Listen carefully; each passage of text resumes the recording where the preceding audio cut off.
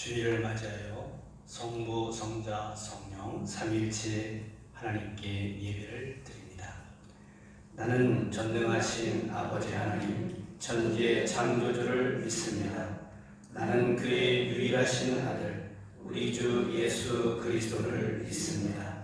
그는 성령으로 잉태되어 동정녀 마리아에게서 나시고 본디오 빌라도에게 고난을 받아 십자가에 못 박혀 죽으시고 장사된 지 사흘 만에 죽은 자 가운데서 다시 살아나셨으며 하늘에 오르시어 전능하신 아버지 하나님 우편에 앉아 계시다가 거기로부터 살아있는 자와 죽은 자를 심판하러 오십니다. 나는 성령을 믿으며 거룩한 공교회와 성도의 교제와 죄를 용서받는 것과 몸의 부활과 영생을 믿습니다. 아멘. 다 자리에서 일어나셔서 창조의 아버지를 부르시면서 하나님께 예배하겠습니다.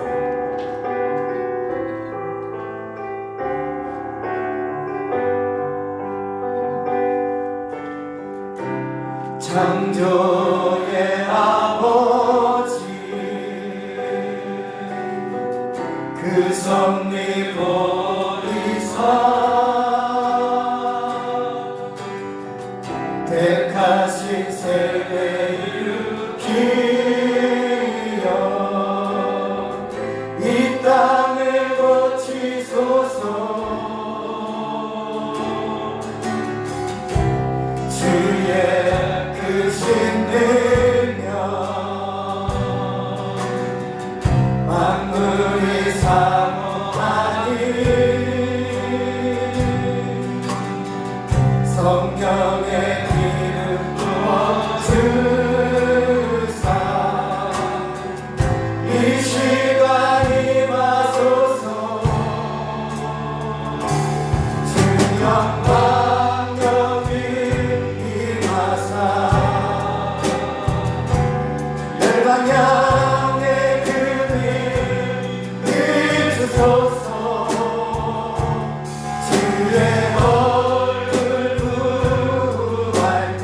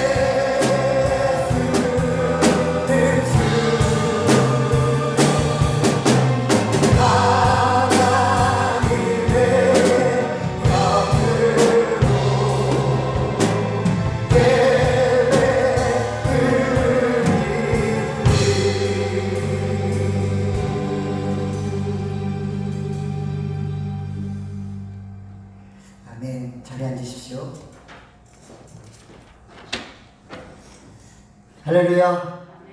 할렐루야. 이 시간 깨어서 예배하는 모든 분들에게 주의 은혜가 있을지어다. 강건함이 있을지어다. 회복의 은혜가 있을지어다. 새롭게 될지어다. 아멘. 우리 권사님 옆에 계신 분들하고 한번 축복합시다. 당신은 정말 소중한 사람입니다. 시작. 당신은 정말 소중한 사람입니다. 아멘. 한 번 더 선포할까요? 당신은 하나님이 찾으시는 예배자입니다. 시작. 예배자입니다. 아멘. 아멘. 우리 함께 이 시간 손뼉 치면서 성령여 임하소서 나를 다시 새롭게 오직 주만 나타내도록 함께 찬양하겠습니다.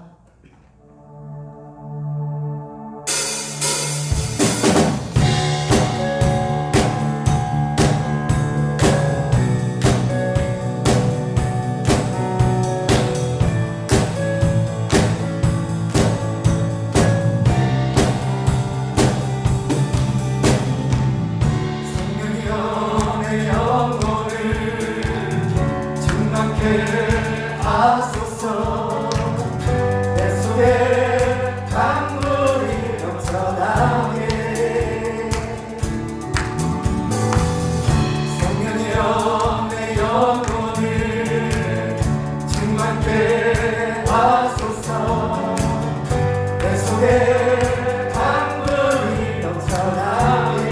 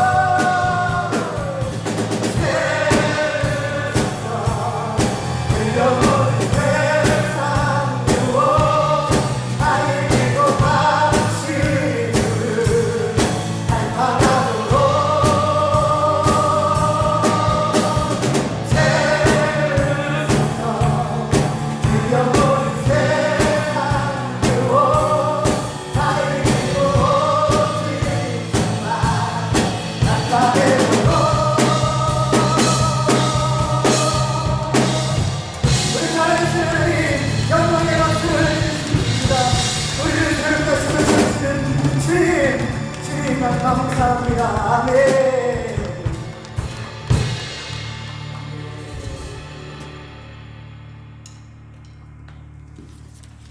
할렐루야. 날마다 주님은 저희를 새롭게 하실 줄로 믿습니다. 우리 이번 주부터 또 새로운 찬양인데요. 본래 목사님께서 성경 공부하실 때 이 찬양을 많이 틀어주셨어요. 그래서 같이 한번 불렀으면 좋겠다 생각이 듭니다. 십자가 그 사랑. 우리 함께 찬양하겠습니다.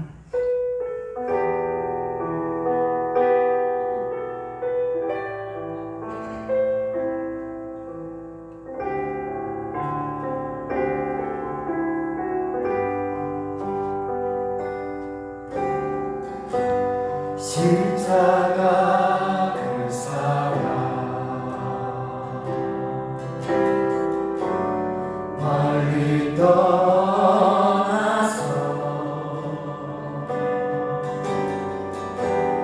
무너진 나의 삶 속에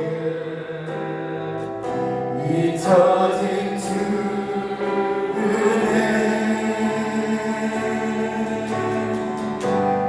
돌 같은 내 마음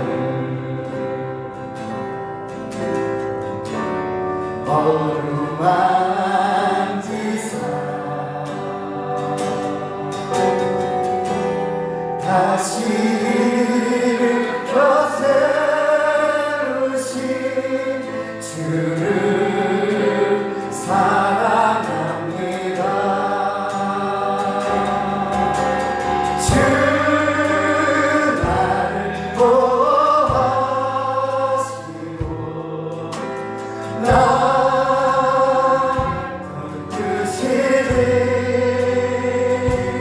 나를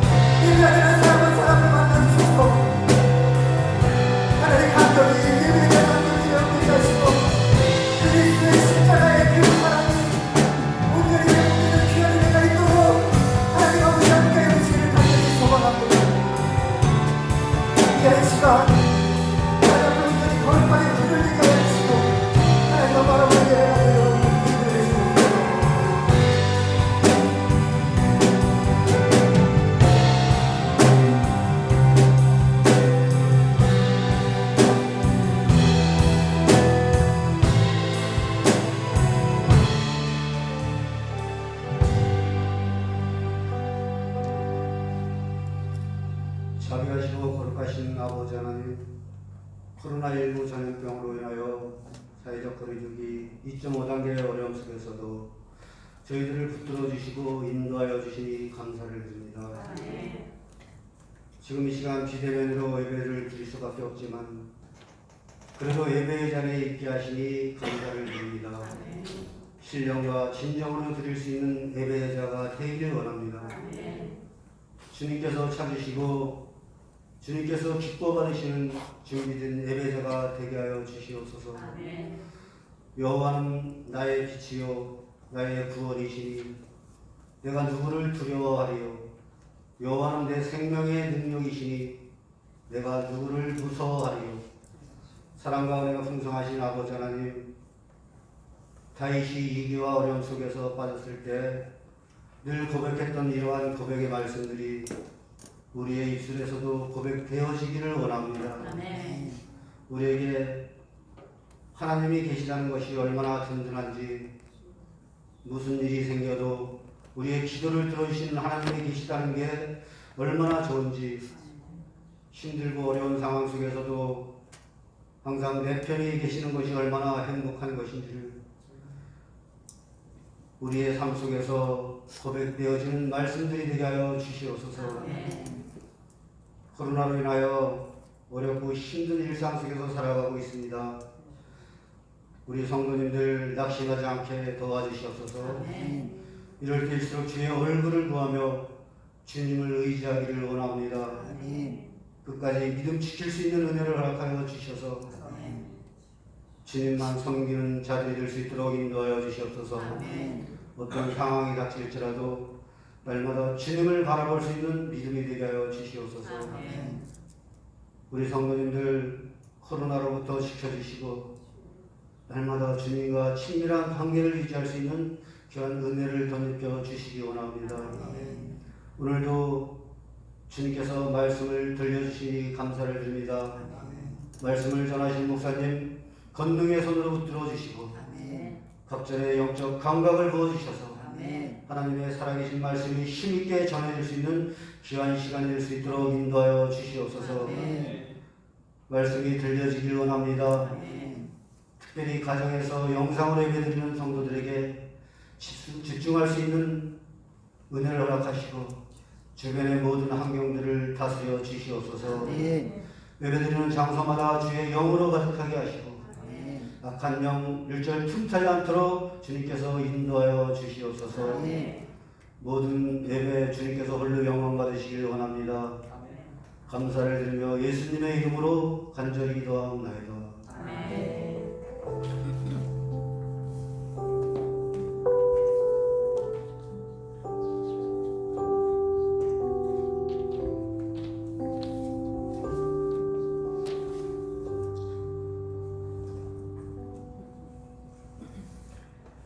하나님의 말씀은 느헤미야 6장 15절에서 16절입니다.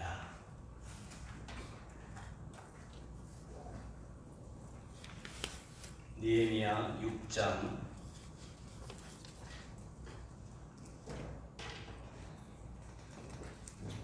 15절 16절입니다.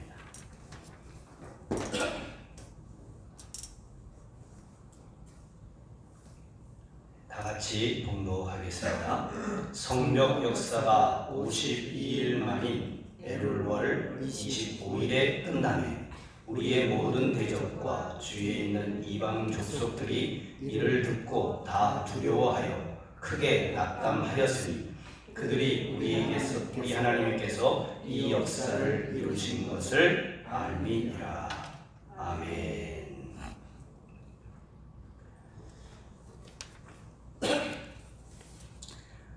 오늘은 느헤미야의 리더십이라 하는 제목으로 하나님의 말씀을 증거하고자 합니다.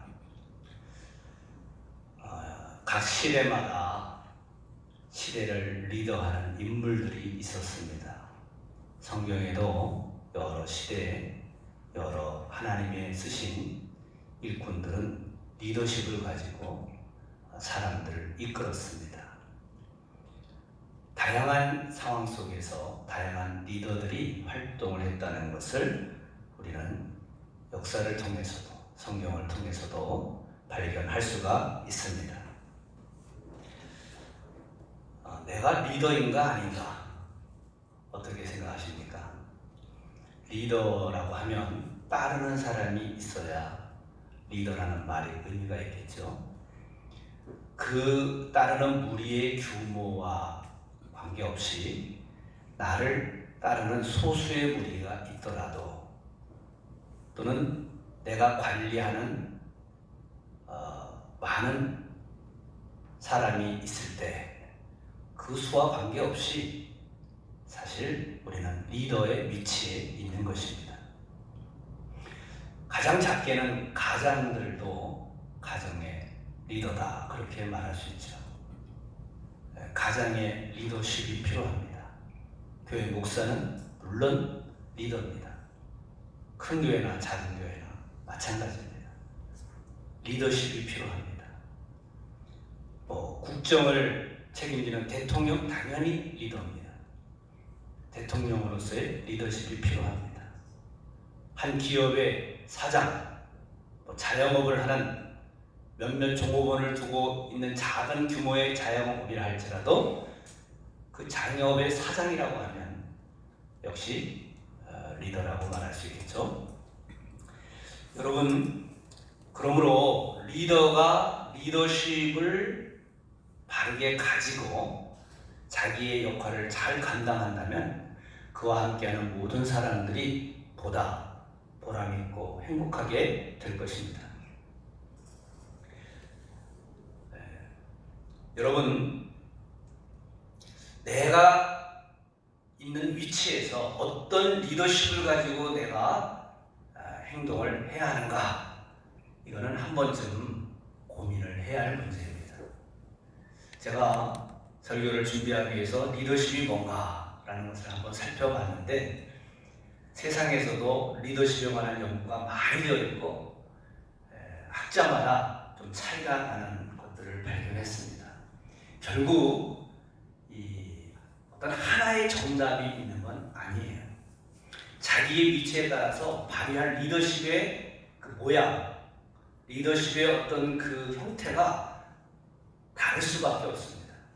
그러니까 내가 가져야 할 리더십이 뭔가 찾아야 되고 내가 그 리더십에 합당하게 변화되어야 할 필요가 있는 것이죠.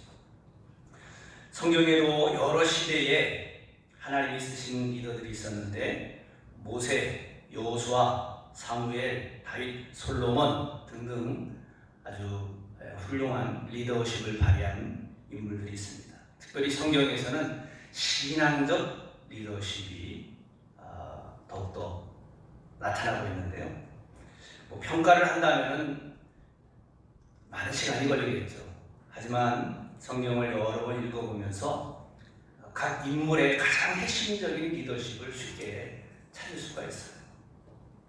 모세는요, 기도의 리더십입니다. 문제가 생기면 엎드리는 거예요. 하나님 앞에. 내가 할 수 있다 이렇게 생각하지 않았어요. 어떤 심각한 문제가 일어나든 하나님 앞에 엎드리는 것이 모세의 리더십입니다. 하나님은 그 기도에 응답하시고 그 영광을 나타내셨어요. 그래서 다시 백성들이 모세의 말에 순종하는 일들이 가능했습니다. 여호수아의 리더십은 전장에서의 리더십이잖아요. 이건 상황이 매우 다릅니다. 전쟁에서는 굉장히 강력한 리더십이 필요해요. 군대 사령관처럼. 그리고 분위기가 그 사령관의 명령에 순종하는 그런 분위기가 자연히 만들어질 수밖에 없습니다. 여호수아는 하나님의 뜻을 따라 강력한 정복 전쟁을 능동적으로 수행했습니다. 그것이 그의 리더십이에요. 사무엘은요, 예언의 리더십입니다. 사무엘의 말이 하나도 땅에 떨어지지 않았다. 그렇게 성경은 기록하고 있습니다. 사무엘이 주신 영감이 사무엘의 입을 통해서 말하여질 때 하나도 헛되이 사라지지 않고 다 이루었다는 겁니다. 그래서 사람들은 사무엘, 하나님이 세운 선지자라는 것을 믿었어요. 그가 말할 때 백성들이 순종하며 따라왔던 것입니다. 다윗은 아주 독특한 리더십을 가지고 있습니다. 그는 고난과 연단 속에서 체득된 리더십을 가지고 있어요. 하나님을 온전히 의지하여 나라를 통치하는 리더십입니다. 이것은 그의 생애의 많은 그 연단을 통해서 형성된 리더십이다. 그렇게 말할 수 있죠. 솔로몬은 우리가 다 아는 것처럼 지혜의 리더십입니다. 이렇게 인물마다 리더십의 어떤 특징이 있어요. 우리가 그것을 연구한다면 큰 유익이 있을 것입니다. 그런데 느헤미야는 어떤 리더십이었는가? 여러분, 많은 그 사람들이, 목사님들이 이 느헤미야의 리더십에 대한 설교를 했더라고요.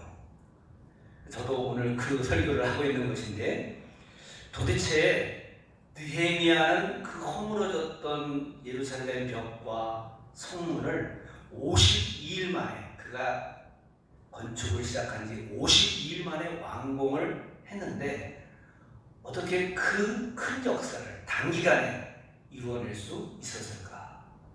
분명히 이것은 느헤미야가 가지고 있었던 그 나름대로의 독특한 리더십의 결과라고 말할 수 있습니다. 그래서 오늘 좀 더 자세하게 이 부분을 살펴보려고 합니다. 여러분, 느헤미야에게 리더십이 형성되기 전 하나님이 그에게 주시는 사명이 있었습니다. 그런데 어느 사람처럼 하나님이 그에게 나타나셔서 너는 이 일을 하라 그렇게 말씀하신 적이 없어요. 느헤미야는 하나님이 자기에게 주시는 사명을 어떻게 깨닫게 되냐면, 예루살렘에서 온 그의 동생이 예루살렘 상황을 전하는 말 속에서 깨닫게 됩니다. 그들이 느헤미야에게 말합니다. 남아있는 유다 사람들은 지금 고생이 아주 심합니다. 게다가 대적들에게 업신여김을 받고 있습니다. 예루살렘 성벽은 무너졌고 성문들은 모조리 불에 타버렸습니다. 먼 나라에 있었기 때문에 구체적인 소식을 듣지 못했는데 자기 동생과 함께 온 무리들이 전하는 말을 듣게 됩니다. 그때에 느헤미야의 반응은 이랬습니다. 나는 그 말을 듣고 주저앉아 울었다. 그리고 여러 날 동안 슬퍼서 음식을 먹지 않았으며 하늘의 하나님께 기도드렸다. 여러분, 세상에 문제가 한두 가지 아니잖아요.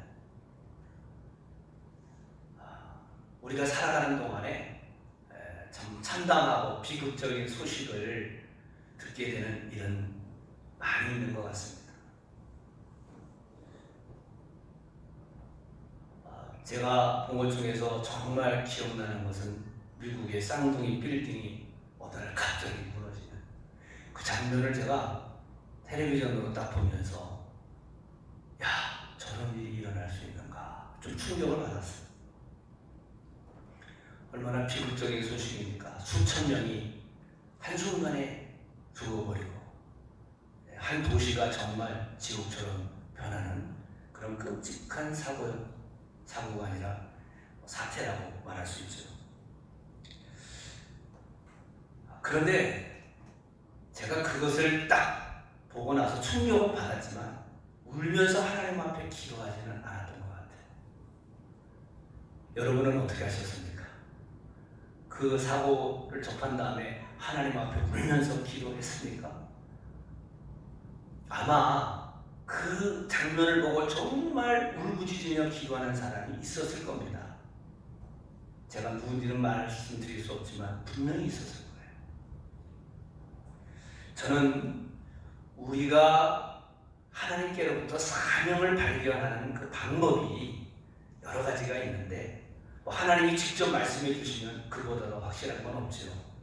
그런데 어떤 상황을 경험하면서 보면서 들으면서 내 속에 일어나는 그 깊은 영혼의 반응, 그것이 정말 내가 가만히 있으면 안 되겠다. 뭔가 이 문제를 해결하기 위해서, 이 비참한 상황을 해결하기 위해서 내가 뭔가를 해야 되겠다는 그 깊은 영혼의 움직임, 그것이 있을 때 우리는 그것이 하나님의 부르심의 한 모양, 모습이라고 생각할 수 있습니다.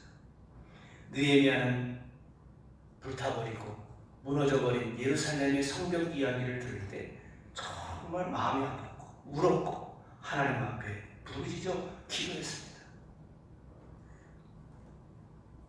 이런 반응 자체가 저는 성령으로 말미암은 것이라고 믿어요. 여러분은 어떤 반응을 보인 적이 있습니까? 한번 생각해 보세요. 내가 어떤 사람들을 볼 때 정말 하염없이 눈물을 흘렸다. 마음이 아파서 금식하며 기도했다. 그런 적이 있다면 그 문제를 해결하는 것이 여러분의 사명과 관계가 있다고 저는 믿습니다.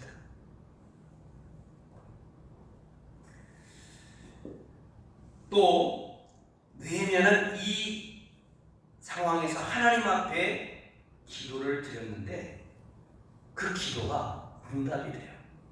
느헤미야 1장 11절에 보면 오 주여 당신의 종과 당신의 이름을 경외하기를 기뻐하는 당신의 종들의 기도를 들어주십시오. 이제 당신의 종이 바사 왕에게 자비를 있게 하여 주시고 제가 하고자 하는 일이 잘되게 하여 주십시오. 혼자 기도한 것 같지 않습니다. 거기 보니까 당신의 기뻐하는 종들의 기도라는 말이 나오는데 아마 그것은 그 소식을 전해주었던 무리들과 느헤미야가 같이 기도했다고 볼 수도 있는 것이죠. 뭐냐면 아닥사스다 왕의 술 맡은 관원이었잖아요, 느헤미야가. 근데 아닥사스다가 정말 이 예루살렘을 위하여 뭔가 자비를 베푸는 일을 하게 해달라고, 그 자비의 마음을 갖게 해달라고 기도를 한 것입니다. 내가 기회가 돼서 왕에게 말씀을 드릴 때 왕의 마음이 움직여서 내 구하는 말을 응답하게 해주십시오. 예루살렘을 향해 자비를 베푸는 왕이 되게 해달라고 기도한 겁니다. 근데 여러분, 이 기도가 금방 응답되지는 않았어요. 왕을 기다려야 했고 한 4개월 정도 지난 후에, 한 3, 4개월 정도 지난 후에 왕이 느헤미야에게 왜 이렇게 요즘 얼굴이 상심이 많으냐, 왜 얼굴이 이렇게 어두우냐, 이게 묻는 기회가 왔지요. 그래서 그때 말씀을 드려서 응답을 받게 되는 것을 볼 수 있습니다. 여러분, 아닥사스다 왕은 몇 년 전에, 불과 몇 년 전, 3년도 채 안 되고 3년 전에 에스라가 성벽을 짓는 일, 성문을 만드는 일을 불허했습니다. 그래서 그 조서 때문에 짓고 중단된 그 성벽이나 성문들이 다 불타고 막 무너져서 마치 무더기가 되듯이 황폐하게 됐어요. 다시 건축을 할 수 없는 그런 상황이 됐죠. 그런데 그 왕에게 다시 예루살렘을 건축하게 해달라고 말하는 것이 쉽겠습니까? 쉽지 않죠. 그런데 왕이 물었어요, 먼저. 그래서 느헤미야는 왕에게 대답을 합니다. 이유는 나의 조상들이 거하는 예루살렘 성이 무너졌기 때문에 제가 마음이 이렇게 무겁다 말씀드리면서 괜찮으시다면, 그리고 제가 왕의 마음에 드신다면 제 조상이 묻혀있는 유다의 그 성으로 저를 보내주십시오. 제가 그 성을 다시 짓겠습니다.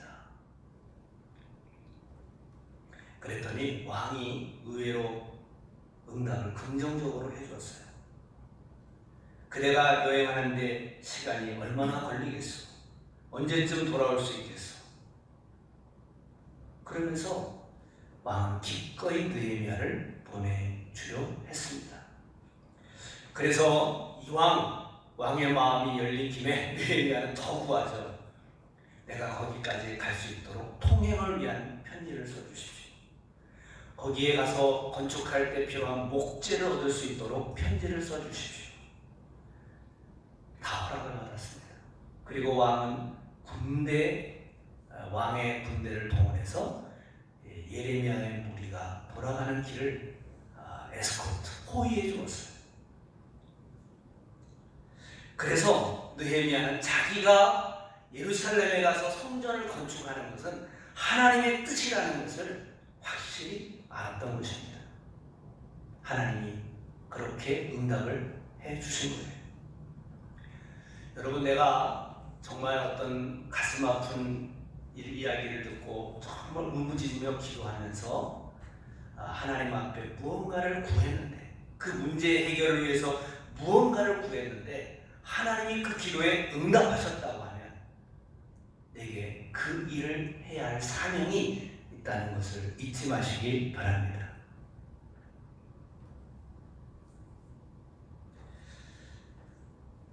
신앙적 리더십이 성립되려면 하나님의 주신 사명이 반드시 확인되어야 하는 것입니다. 세상에 리더십을 연구하는 사람들의 그 많은 이론들을 좀 요약해 보면 두 가지로 딱 요약이 돼요. 리더십에 있어서 과업 중심적 리더십, 내게 주어진 일을 완수해야겠다는 그 목표의식을 가지고 정말 열심히 일하는 그 과업 중심적 리더십이 있고요. 또 하나는 관계 중심적 리더십이라는 게 있습니다.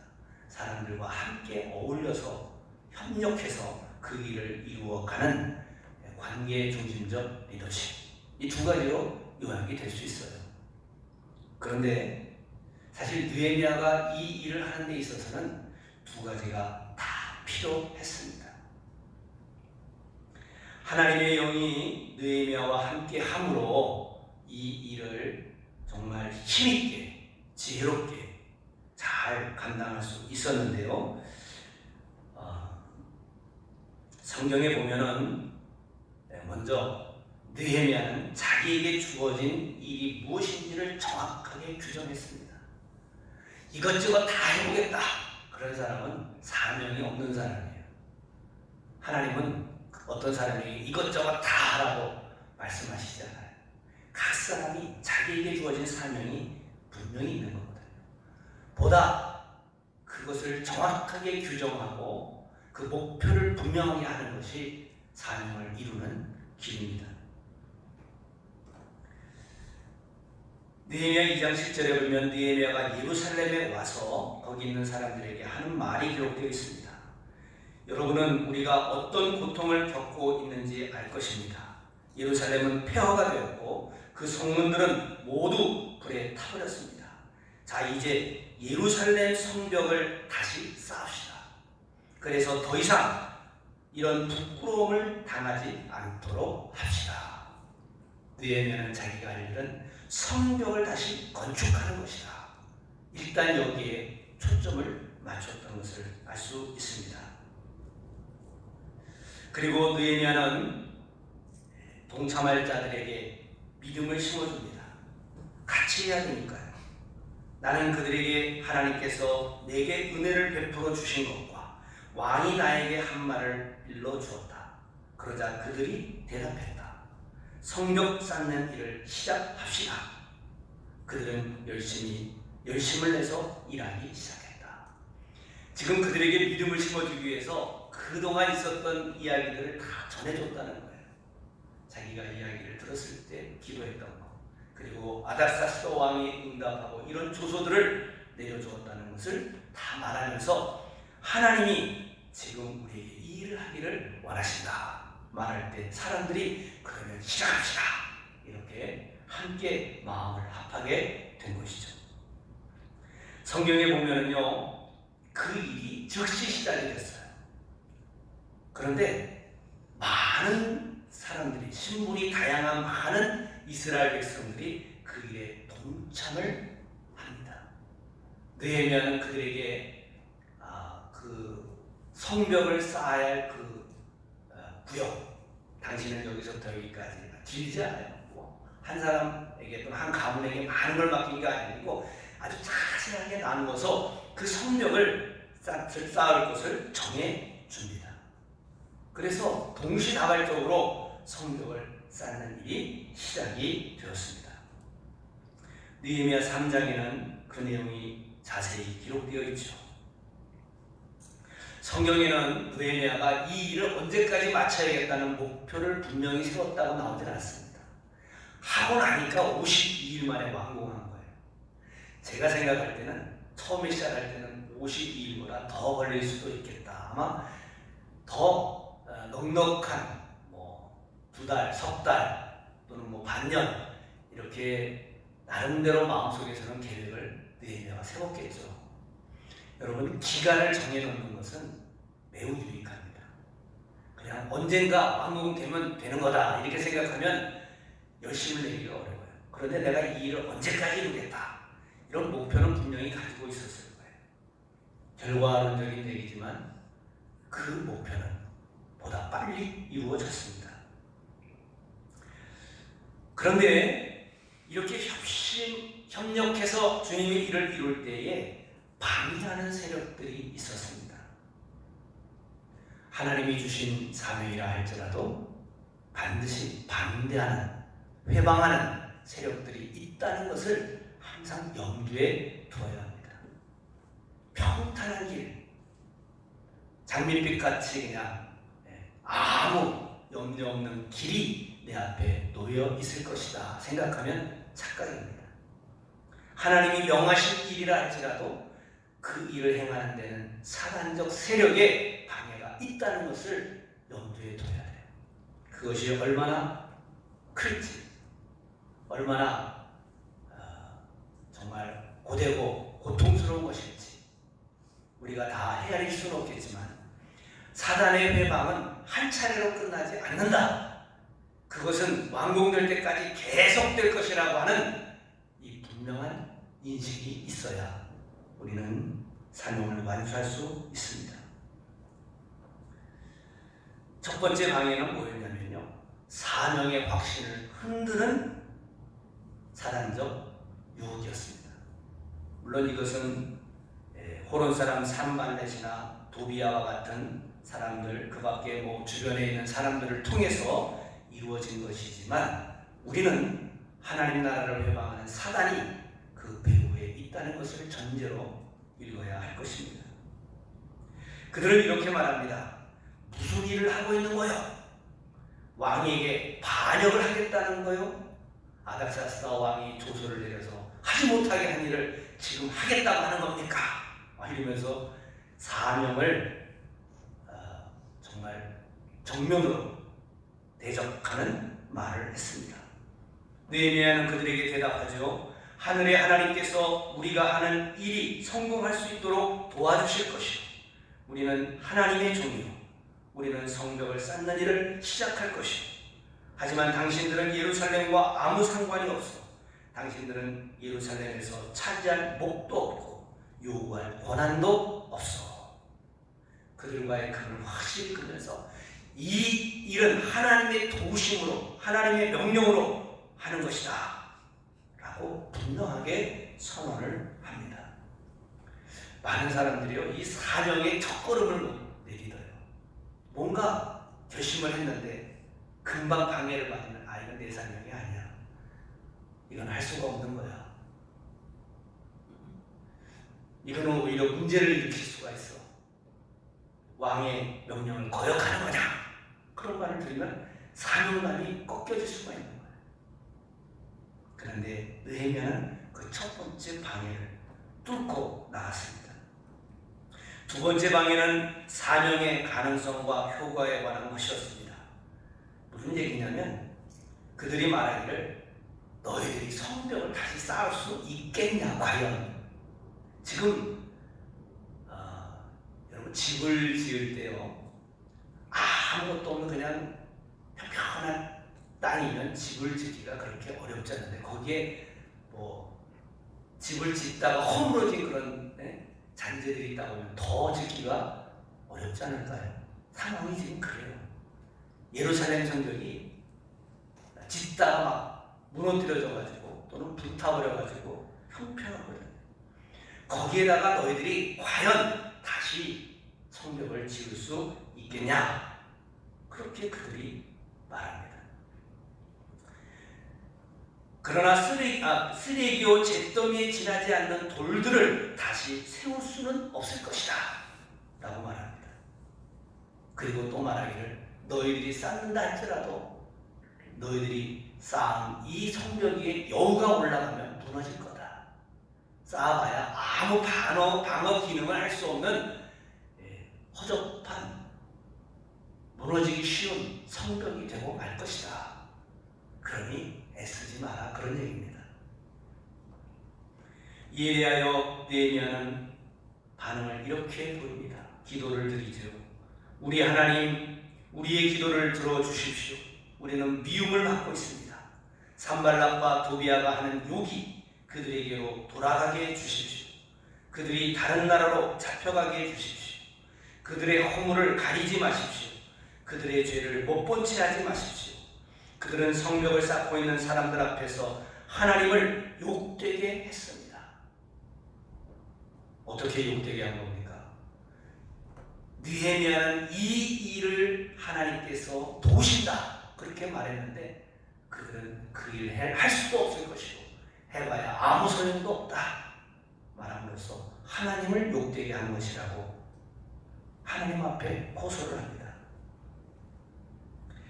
그들이 할 수 없다, 해봐야 소용없다 말할 때 그것을 물리치는 기도를 느헤미야는 드렸습니다.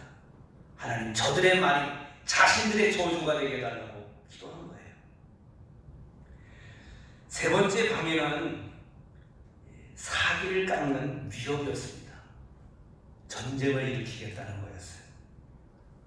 실제로 변방의 예루살렘이 아닌 그 주변 유다 변방에 있는 사람들은 10번씩이나 그 위협의 소식을 들었어요. 그러니까 일을 하면서 전쟁이 일어날 것이다 생각하면 얼마나 두렵습니까? 일에 집중하기가 어려웠을 것입니다. 실제로 백성들은 지쳐가기도 했고 한편으로는 두려움이 그들을 사로잡았습니다. 그때 느헤미야의 반응은 이랬습니다. 우리는 하나님께 기도드렸다.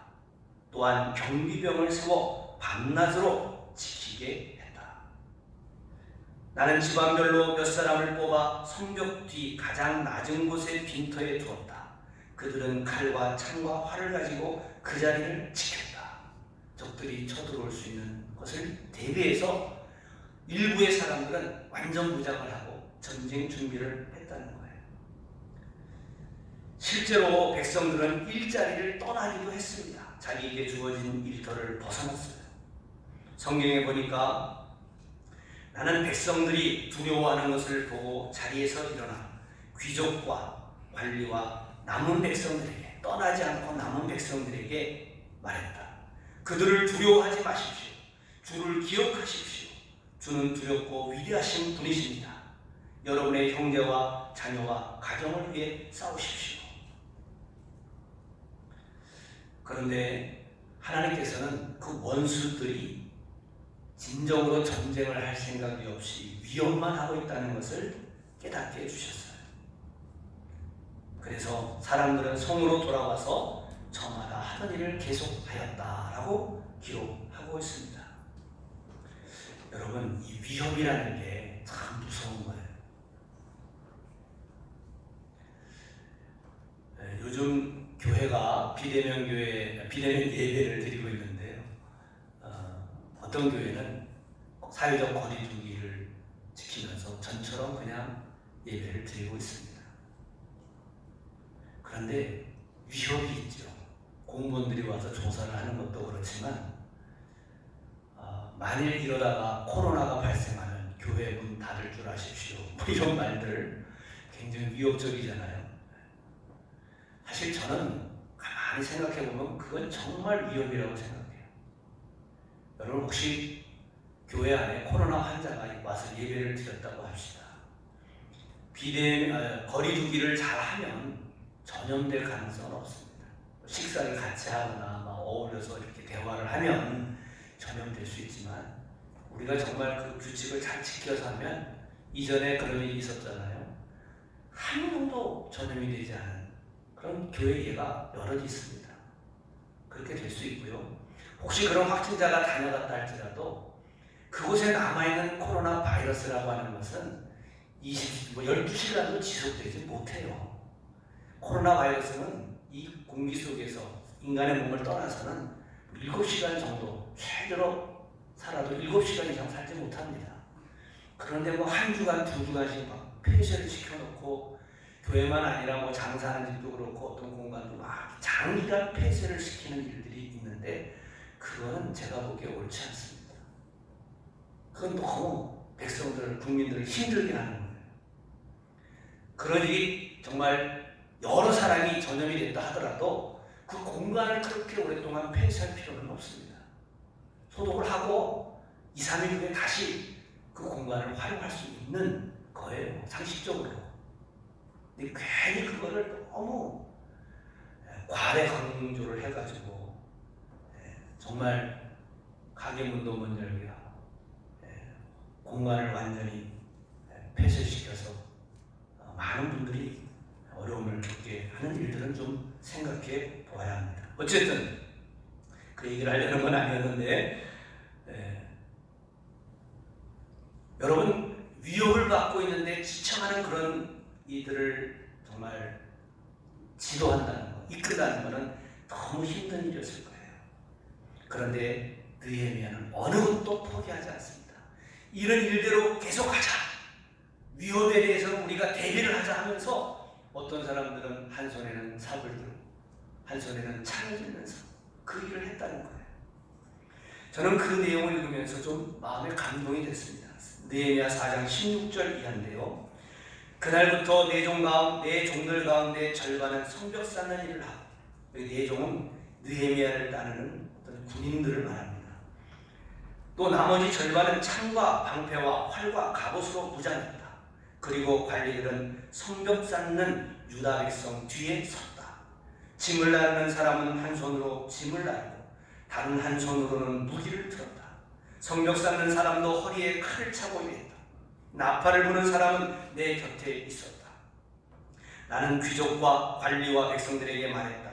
이 일은 매우 방대하고 게다가 우리는 성벽을 따라 넓게 퍼져서 서로 떨어진 채 일하고 있어.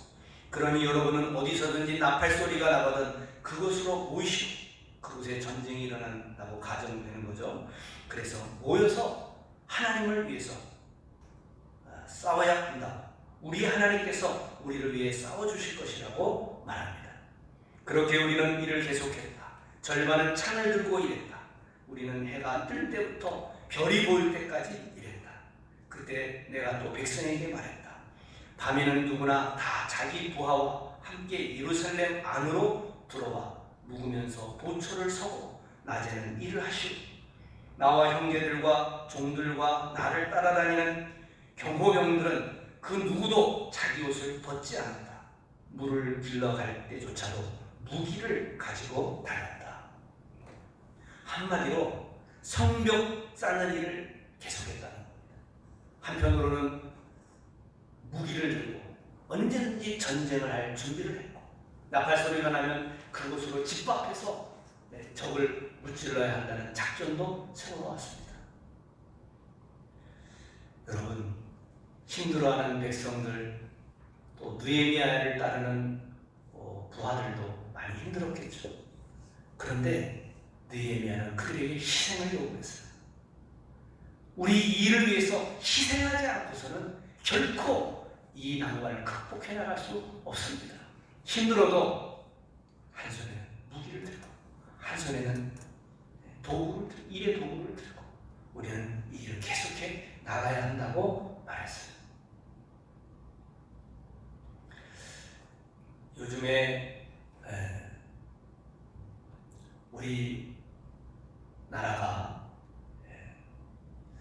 정말 나라를 위해서 뭔가 희생을 해야 된다는 그런 정신이 많이 약해졌다고 생각합니다. 애국심의 약화된 모습을 많이 봅니다.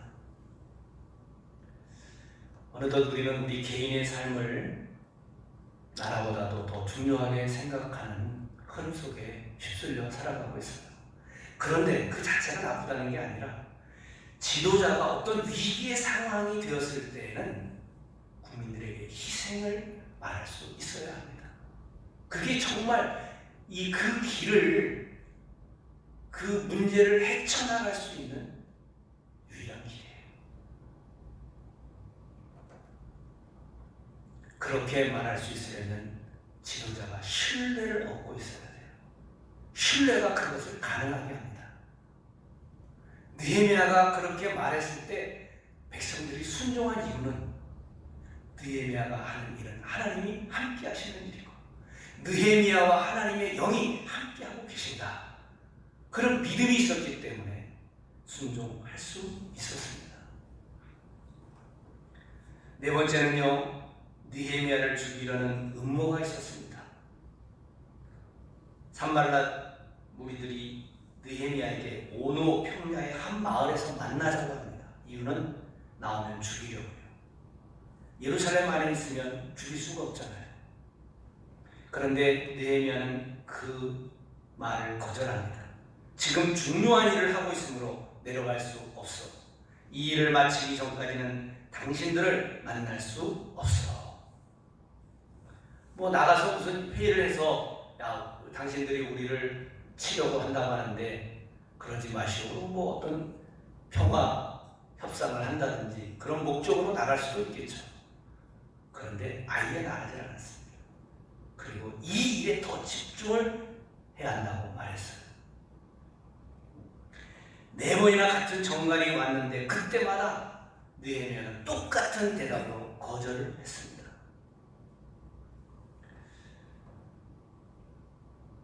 다섯 번째로는요, 원수 도비야와 내통하는 유다의 귀족들이 있었습니다. 도비야는 이스라엘 귀족과 결혼관계가 그 귀족의 딸과 결혼해서 사위의 지위를 가졌죠. 도비야의 아들도 그랬습니다. 이스라엘 여자와 결혼을 하고 이스라엘과 어떤 혈연관계를 가지고 있었죠. 그러는 가운데 유다 귀족들 가운데 어떤 사람은 도비야와 내통을 했습니다. 느헤미야가 하는 말을 다 그들에게 전해줬어요. 그래서 매우 어려움이 있었습니다. 근데 그것은 뭐 다수가 아니었고 일부였기 때문에 느헤미야는 그것을 무시하고 자기가 하는 일을 최선을 다해서 했습니다. 여러분, 내분이 일어나면 하던 일을 계속할 수 없죠. 저는 이렇게 생각해요. 만일 이 문제를 느헤미야가 드러내가지고 귀족의 어떤 한 무리를 쳐내는 일을 하려고 했다면 이 일에 집중할 수가 없었을 거예요. 분명히 그렇게 했으면 많은 말들이 있었을 것이고 혼란이 있었을 것이고 문제가 생겼을 것입니다. 저는 요즘에 정치 얘기하면 또 유튜브로 안 나가니까 해도 되겠죠. 여러분, 나를 반대하는 무리들을 제거하는 일들을 하지 말아야 합니다. 하나님에게 맡기고 내가 해야 할 일에 집중하는 것이 나라에게 큰 도움이 돼요. 근데 우리는 서로 정치적 어떤 원수지간이 되고 상대방을 제거하려는 그런 권모술수들을 사용하는 정말 안 좋은 흐름이 있습니다. 그거는 여야 가릴 것 없이 다 마찬가지라고 생각이 돼요.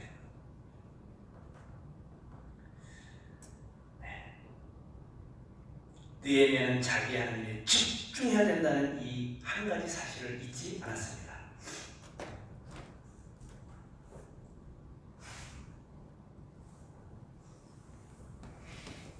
마지막으로 6번째,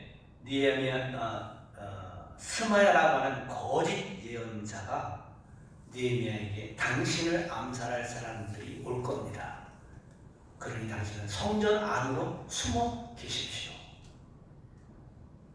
뭐 여러 가지 말을 더 했을 겁니다. 당신이 죽으면 이 일을 어떻게 계속할 수 있겠습니까? 성전 안에 들어가서 자신을 보호하라고 말했어요. 이 스마야라고 하는 예언자는 역시 이 도비아 산발라스로부터 돈을 받고 거짓 예언을 한 것입니다. 만일 느헤미야가 그 말을 듣고 그래 내가 죽으면 안 되지, 그리고 성전 안으로 들어갔으면 분명히 이제는 느헤미야를 비방하는 선전을 또 했을 것입니다. 느헤미야는 자기 자신밖에 모른다, 뭐 이런 식의 어떤 비방의 말들을 퍼뜨렸겠죠. 그래서 느헤미야의 리더십을 무너뜨리는 일이 생겼을 것입니다. 느헤미야는 어떻게 대답했는지 성경에 이렇게 기록되어 있습니다. 나 같은 사람이 왜 도망을 가야 하오? 왜 내가 성전으로 도망가서 목숨을 건져야 하오? 나는 가지 않겠소. 자신은 이 일을 계속 해야 한다고 느헤미야는 말하고 있어요. 결국 느헤미야는 하나님이 하신 일을 완공하기까지는 어떤 것도 염두에 두지 않겠다. 자기 목숨까지도 염두에 두지 않겠다. 그리고 하나님의 일에 집중을 했고, 그 결과 오늘 우리 본문에 있는 것처럼 52일 만에 성령이 완공되었던 것입니다. 오늘 본문에 보니까 마지막 16절에 이렇게 기록이 되어 있습니다. 우리의 원수들이 그 소식을 들었고 주변의 모든 나라들이 그 모습을 보았다. 그들은 이 일이 하나님의 도우심으로 이루어진 사실을 알고 두려워 떨며 겸손히 있었다. 일이 딱 완공되자 그들은 두려워했다는 겁니다.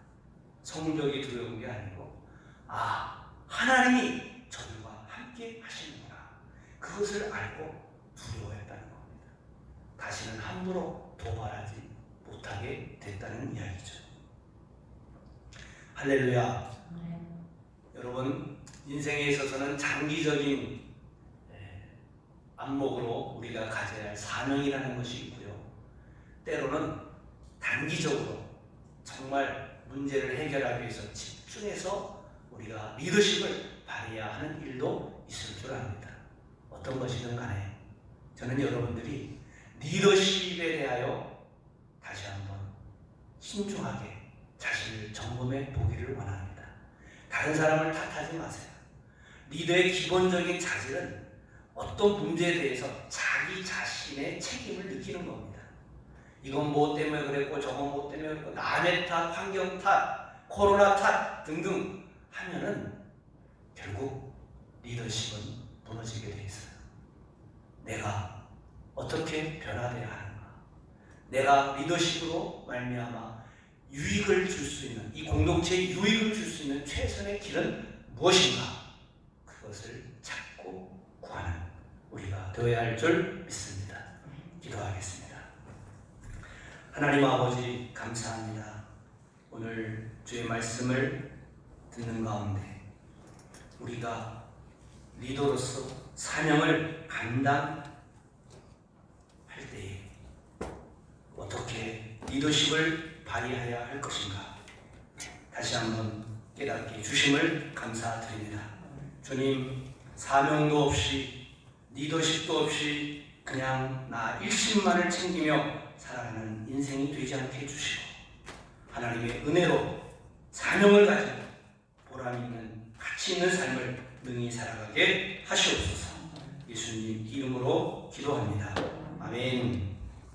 316장 찬송 부르시며 봉헌합니다.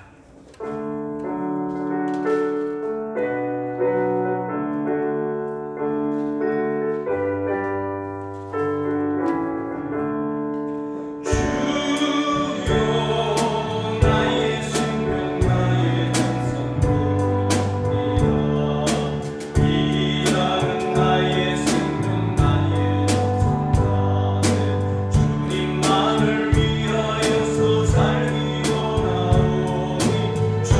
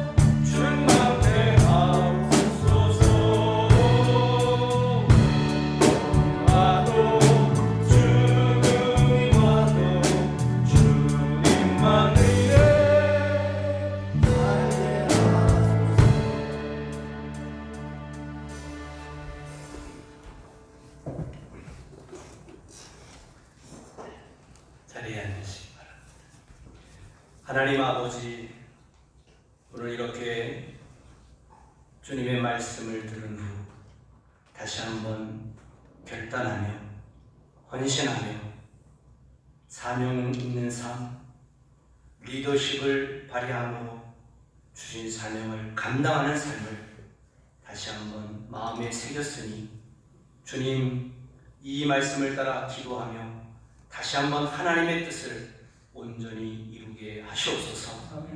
일어나 걷게 하시옵소서. 빛을 발하게 하시옵소서. 주님의 손에 붙들려 성령의 능력 안에 행하게 하시옵소서. 이 땅에 하나님의 나라를 위하여 우리를 사용하여 주시옵소서. 드려진 예물과 함께 우리를 받아 주시옵소서. 예물 속에 담겨있는 감사가 연락되게 하시고 하나님의 풍성한 은혜로서 우리에게 때마다 채워주시는 하나님의 그 크신 은혜를 감사하며 우리의 감사의 영성이 생활 속에서도 살아나게 하시옵소서. 예수님의 이름으로 기도합니다. 아멘. 할렐루야.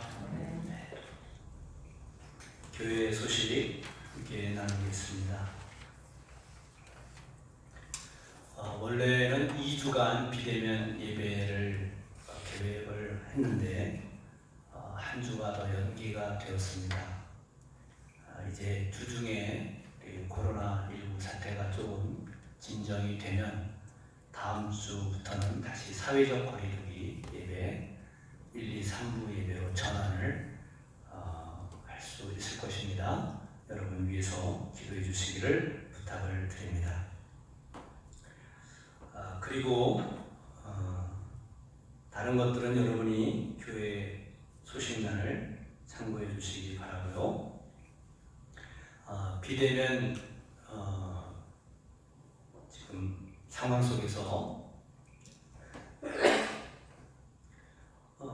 온라인으로 우리가 말씀을 나누고 있습니다. 여러분 주일 저녁, 오늘 저녁이죠. 제자훈련 제23과 재림하실 그리스도를 알라. 여러분 평상시 주일 예배보다 많은 분들이 참여해 주고 계셔서 감사해요. 그런데 더 많은 분들이 참여하실 수 있거든요. 관심을 가지고 참여해 주시기 바라고요.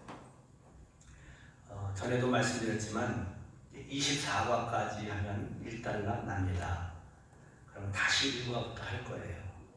그래서 순서대로 빠지지 말고 여러분들이 잘 들으시면 우리 구원의 길, 예수님의 제자가 되어서 살아가는 모든 필요한 지식을 얻을 수 있게 될 것입니다.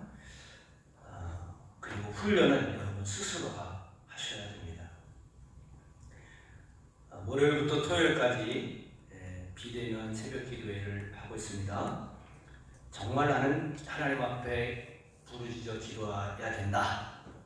그런 부담감을 가지신 분들은 새벽에 나오셔서 기도하셔도 됩니다. 그리고 새벽에 방송으로도 새벽 예배 현황을 여러분들에게 볼 수 있게 드리고 있으니까 참고하시고요. 또 새벽 예배 설교는 카톡 단톡방에 제가 올려서 많은 분들이 이미 듣고 계시는 줄 압니다. 혹시 그 단톡방에 들어오기를 원하시는 분은 저한테 메시지를 주시면 제가 초청을 하도록 하겠습니다. 여러분이 초청하셔도 되는데요. 우리 교우들 외의 사람들은 안 되고 일단 여러분들은, 저는 우리 교우 외에 다른 분들도 합니다만은 여러분들은 교우들에 한해서만 초청을 해주시기를 부탁을 드립니다. 그리고 수요일과 금요일, 수요일에는요 그날의 연대기 성경 가운데 본문을 하나 정해서 성경을 한 절씩 읽으면서 강의하고 있습니다. 새벽에는 전체적인 내용을 다루기 때문에 구체적인 본문을 가지고 이렇게 하나씩 강의는 할 수 없어요. 그래서 저녁에, 수요일 저녁에는 하나의 실예로 이렇게 구체적인 본문으로 우리가 함께 나누고 있습니다. 금요일도 그와 같이 하고 있는데요. 금요일에는 기도의 시간, 찬양의 시간이 더하여져 우리가 모입니다. 특별히 치유 기도의 시간도 갖고 있으니까 여러분들이 금요일 날 저녁 8시 기도에도 참여해 주시기를 부탁을 드립니다. 여러분이 저와 또 감리교회를 위해서도 기도 부탁드립니다. 감리교회가 이러한 때에 정말 하나가 되어서 이 사회 속에 빛이 되는 교회가 될 수 있도록 기도해 주시고, 지수 목사를 위해서 여러분이 기도해 주시기 바라요. 분명히 이 느헤미야에 관한 말씀을 제가 묵상하면서 어려운 시대가 됐구나, 성벽이 무너지는 것과 같은 시대가 됐구나, 내가 이 일을 이제는 그냥 가볍게 보아서는 안 되겠다, 그런 생각을 하고 있습니다. 느헤미야처럼 기도할 수 있게 도와주시고 또 하나님의 응답을 받아서 이 어려움을 뚫고 나갈 수 있는 목사로서의 사명을 감당할 수 있도록 기도해 주시기를 부탁을 드립니다. 네, 이제 우리 주님 나라 임하시네 다송 찬양 부르시겠습니다.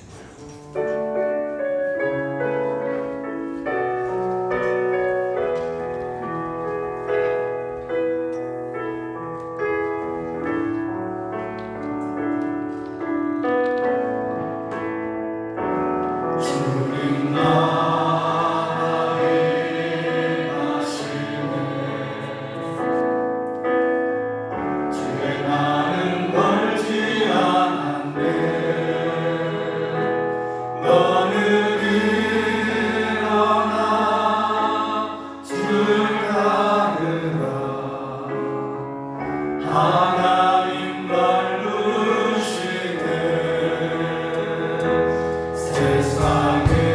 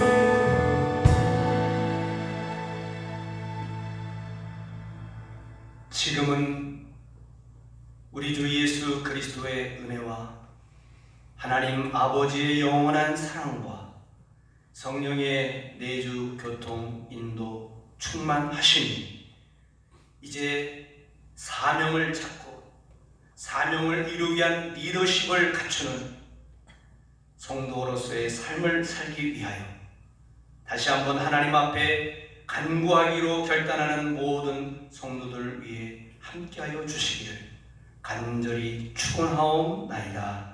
아멘.